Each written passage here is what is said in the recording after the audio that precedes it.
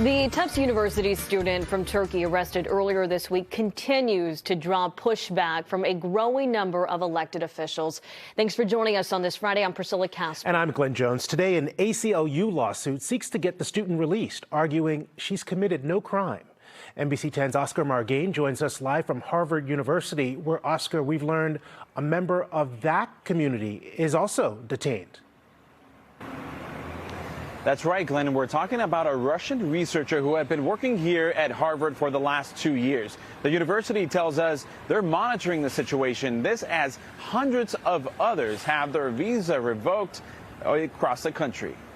Every time I find one of these lunatics, I take away their visa. Secretary of State Marco Rubio acknowledging the State Department has canceled around 300 student visas and vowing to go after more. It might be more than 300 at this point. We do it every day. The remarks stem from the arrest of Tufts PhD student Rumeysa Ozturk, seen here arrested by ICE agents near her home in Somerville Tuesday.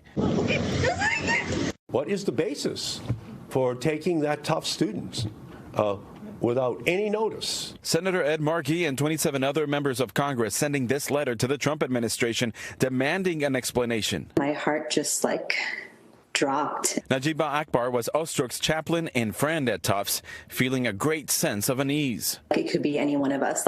If they could take Rumeysa, who's the sweetest amongst us, I certainly wouldn't be encouraging anyone at this moment to come to the U.S. and expect to feel safe. The Department of Homeland Security accuses Ozturk of supporting Hamas, a terror group. She co-authored a pro-Palestinian op-ed in the student paper last year, calling on Tufts to divest from companies tied to Israel. Secretary Rubio was not able to point to any other basis for Rumeysa's detention and arrest. The ACLU has joined Ozturk's lawyer in filing a lawsuit to free the Fulbright scholar currently held by ICE in Louisiana.